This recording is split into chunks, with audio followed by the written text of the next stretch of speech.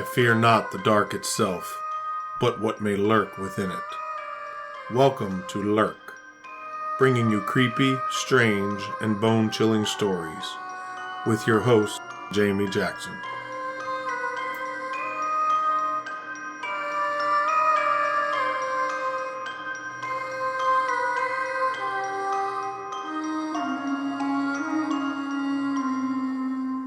Hey lurkers, welcome to this week's episode.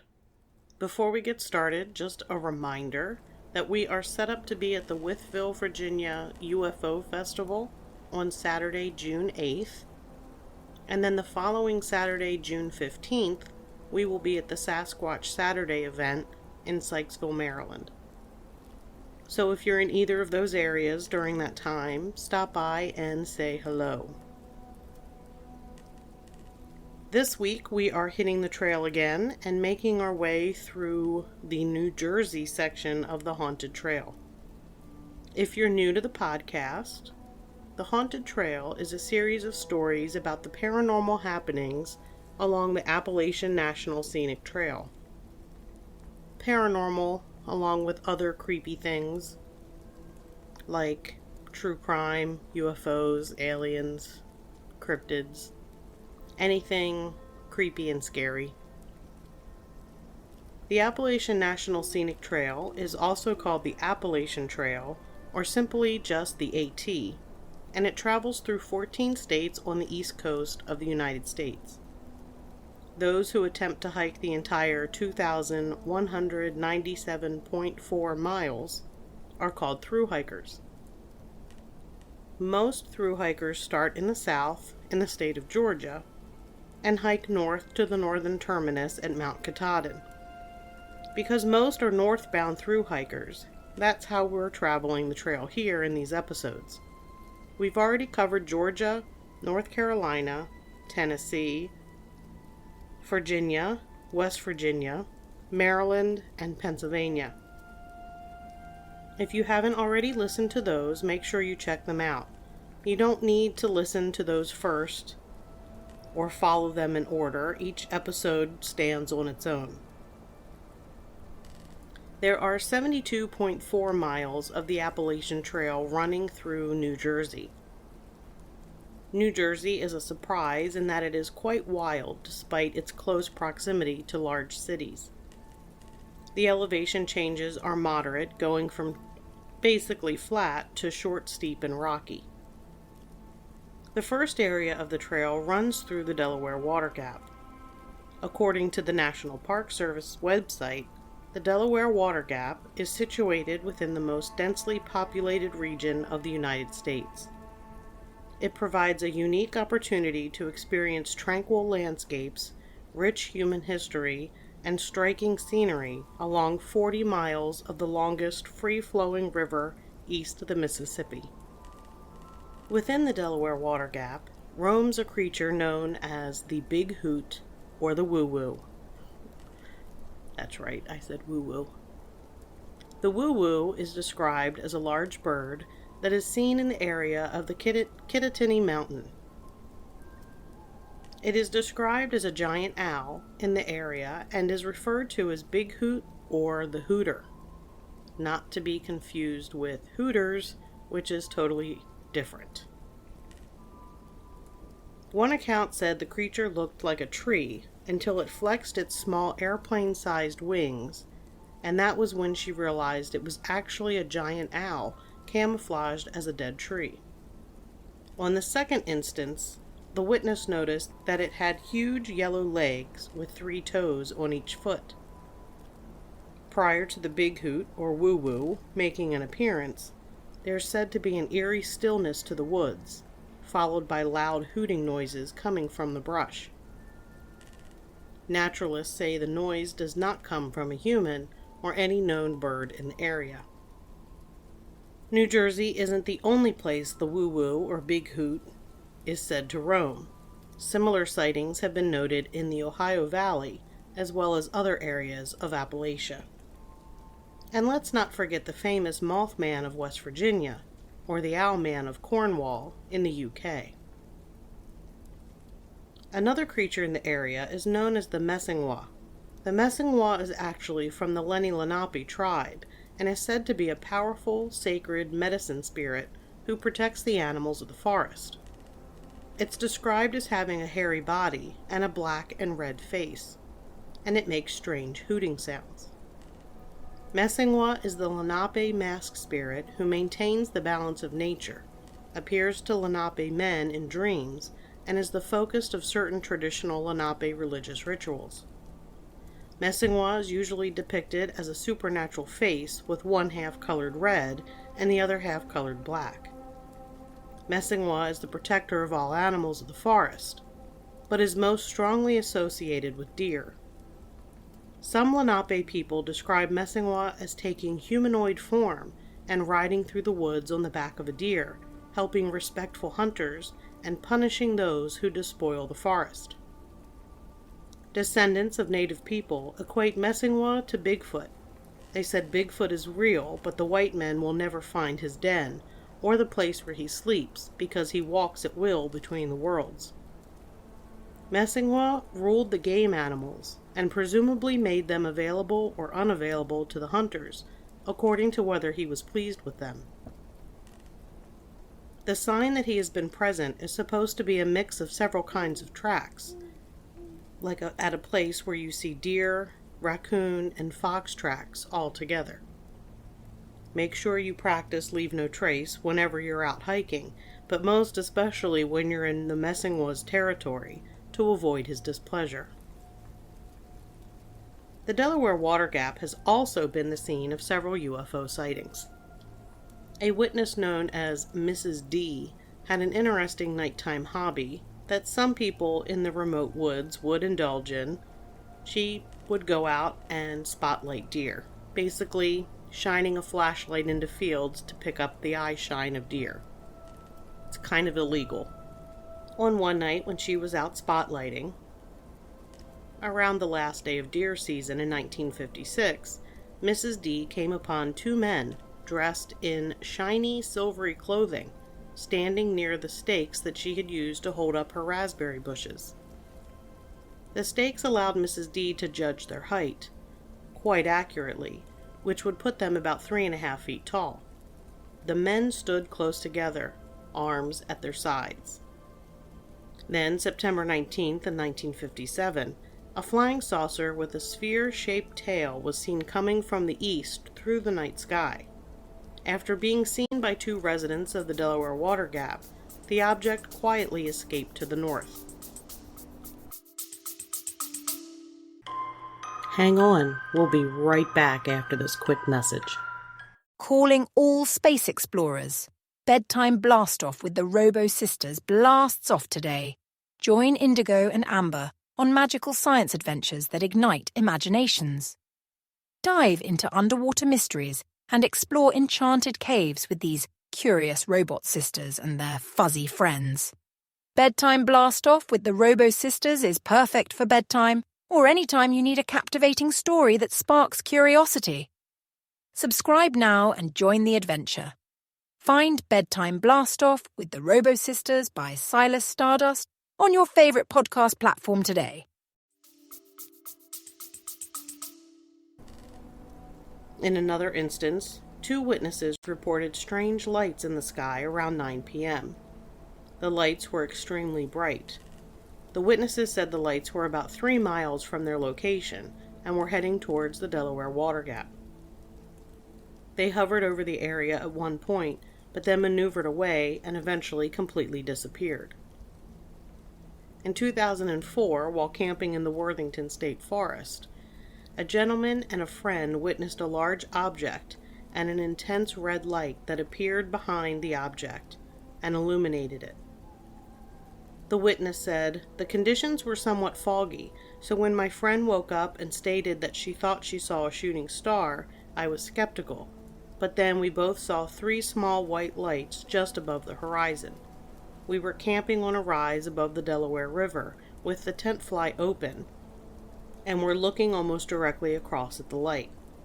Then a bright red glow started to shine that was almost like a sunrise, and we saw the black solid body with a flat top, concave sides, and a straight bottom that was longer than the top. The red glow clearly outlined this large structure.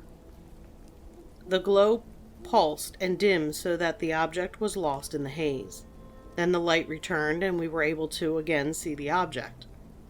This happened 3 times over the next approximate 45 minutes. There was no sound or noise that we could hear. The object was stationary and did not move. After the 3rd time that the red light shone and dimmed, we did not see it again. In the morning, we estimated that this object was directly over the river, about 1,000 feet from our tent, and no more than 50 to 100 feet up. Another account reads, from 2018, about a mile coming west of the toll, looking to your left at the mountain next to the river, over the treetops above the hiking trail, I observed a bright light or orb. When I looked, I saw the light was inside the craft, hovering above the mountain as it turned slowly. I could see the craft clear as day. It went over the trees toward the trails, then descended out of sight as I drove. I have camped at Worthington State Forest. It is a great place to camp. I did not see anything unusual, no big hoot, no messing wah, no UFOs, just an awful lot of deer ticks. It was great. There are reports of a strange beast that fits the description of a dog man that has been seen along the New Jersey Trail. The creature has a large head with pointed ears and a long muzzle. Its torso and upper legs are heavily muscled, and it walked on its toe pads like a dog or a wolf. The witness estimated the creature was about 200 pounds and around 6 to 7 feet tall.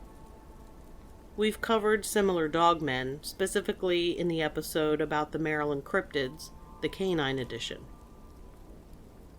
I think of them more like Hexenwolves, similar to werewolves, except they aren't the result of a curse, but the result of a talisman or spell that allows the person to change into a wolf-like creature. If you're old, like me, and remember the old Disney movie The Shaggy Dog, where the ring turned the guy into a dog, that's basically what I'm talking about. But with, more bloodthirstiness and less floppy and lovable. Then there's a creature known as Big Red Eye. Big Red Eye is a Bigfoot-like creature that's seen in the area of the Delaware Water Gap. People hear strange moaning sounds and eerie screams, and it's not coming from anyone's back seat.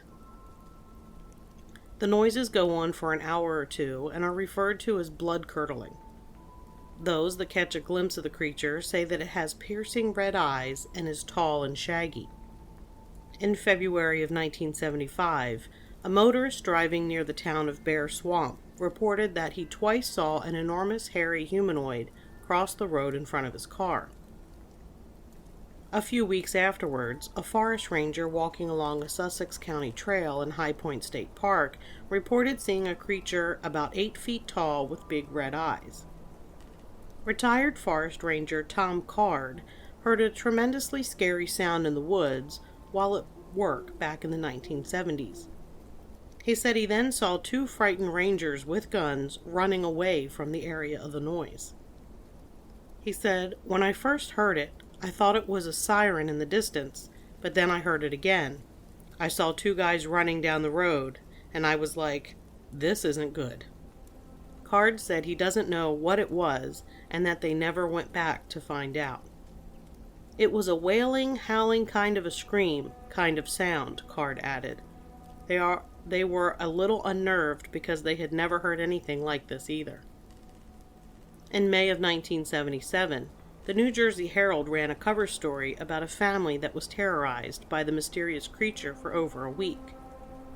Barbara Seitz, the matriarch of the family, reported seeing a creature 7 feet tall, covered with hair, had a beard and mustache, and walked on its hind feet. She related that she had gone out of the house early one morning to let her dairy herd into the pasture when she heard a sound in the distance that she described as like a woman screaming when she was being killed.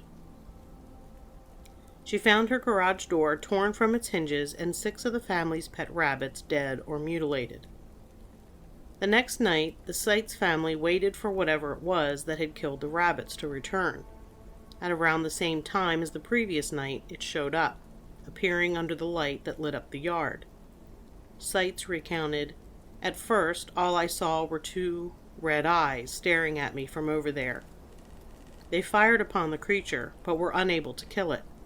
Whatever it was escaped through the apple orchard and into the woods."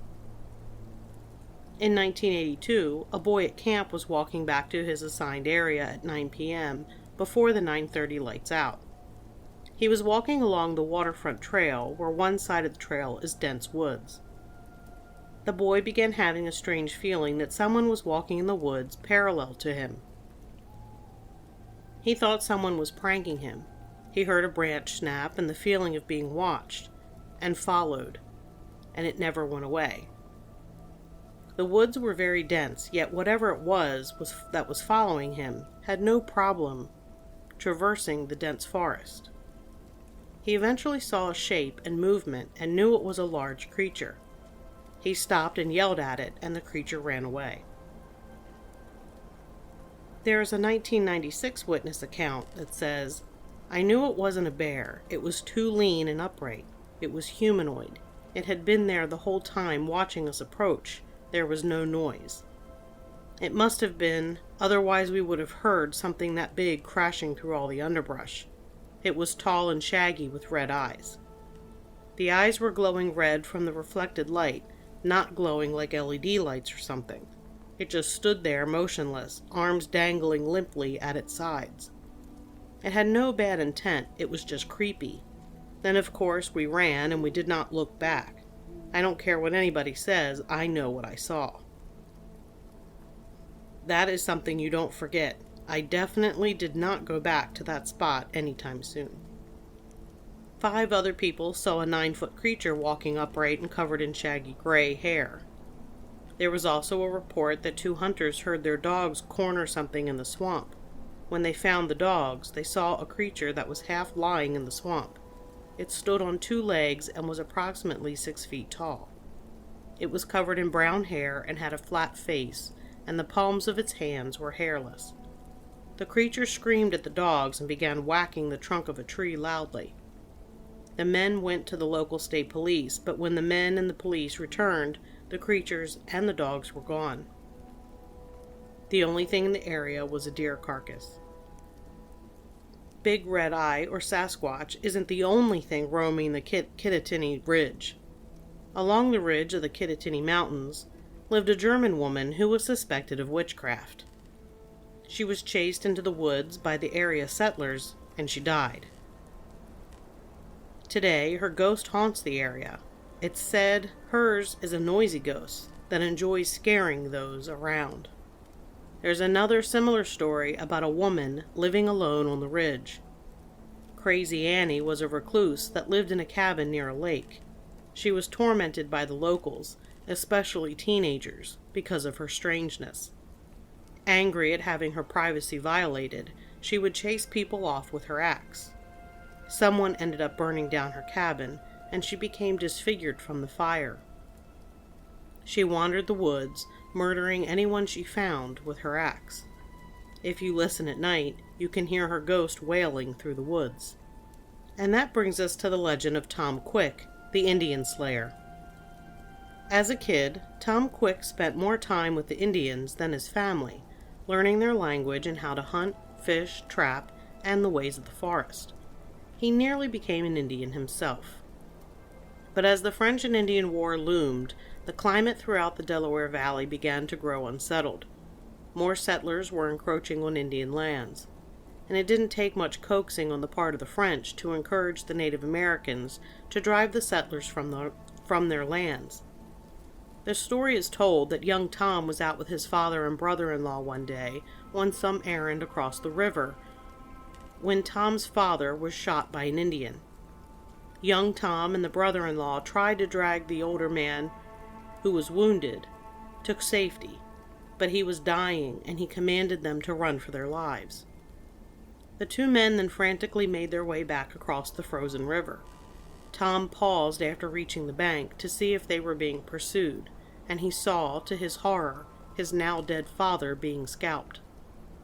Tom beat the murderer to death and continued to kill every Indian he came across. He buried the corpses in shallow graves, face down, so they would never again see the moon and stars. He would then return and scatter the bones. On his deathbed, he claimed to have killed 99 Indians and begged to have an old Indian who lived nearby brought to him for killing so he could claim an even 100. Needless to say, the Indian community hated and feared Tom Quick. When he did finally pass away, he was infected with smallpox. Supposedly, after his burial, Indians dug up his corpse, cut it into pieces, and distributed them as souvenirs. The recipients then contracted the disease. Thus, Tom Quick took more victims even after his death. It's said that he was haunted by 99 ghosts before his death, and after he died, those ghosts continued to roam and haunt the area. Along the ridge, there was a strange man who was fearful of ghosts and goblins and witches. The kids in the area taunted him, making strange noises outside his windows at night and stealing fruit from his orchards. He would complain ghosts and witches were bewitching him. When he died, his ghost began to haunt the kids who harassed him. The area around Upper Greenwood Lake is known for quite a bit of paranormal activity. There are stories about ghosts, strange creatures, gatherings of witches, Satanists, and the KKK. It's rumored that 2 brothers stumbled across a KKK meeting on the road near Cross Castle. They saw things they were not meant to see and barely made it out alive. Back in the 80s, one area allegedly served as a meeting spot for devil worshippers. Though back in the 80s there was a lot of satanic panic, so I really can't say how true that account is. There's also a ghost boy who hangs by the bridge. They say you can see his reflection instead of your own if you stare into the water. Legend also has it that if you throw coins into the water, the boy will throw them back at you. It's said if you lay a quarter on the yellow line at midnight, it will be returned by the ghost of the boy who drowned while swimming in the lake. His apparition is seen in the area, and some people report that the ghost pushes people into the water if they look over the side of the bridge. Back in 1983, a guy on a bicycle saw some vultures around a tree in the area, so of course he went to investigate. He discovered a garbage bag with a human head in it. The find led to the arrest of mafia hitman Richard Iceman Kuklinski. There's also the ghost of a Camaro seen driving along the roads by the lake. It's driven by the ghost of a girl who was killed in an accident in 1988. In Wawayanda State Park, hikers camping out came across 2 park rangers late one night. Later, they discovered that it was actually the ghost of 2 park rangers who died along the side of the road in 1939. People have seen their ghosts haunting the area. And last but not least is the story of the jungle habitat. Back in the 1970s, Warner Brothers had an African safari theme park in the area called Jungle Habitat. People could drive their cars through the fields full of lions, zebras, elephants, and kangaroos that were roaming free. Eventually, there was an accident when one visitor stopped his car and rolled down his window, and was mauled by a lion. The park was closed in 1976, and since then there have been reports of strange wild animals roaming the woods. There have been reports of monkeys, kangaroos, baboons, packs of wolves, and even lions roaming the hills. It was known that a pack of wolves, peacocks, and some baboons did escape while the park was open. How unnerving would it be to come across a band of wild baboons on the Appalachian Trail? Or a lion? That's going to do it for this episode. You can find Lurk wherever you listen to podcasts and at lurkpodcast.com, where you'll find episodes and links to our social media. Make sure you like and follow us on one of them. If you enjoy the podcast, tell a friend. And if you have a minute, we would really appreciate a 5-star review. And until next time, keep lurking.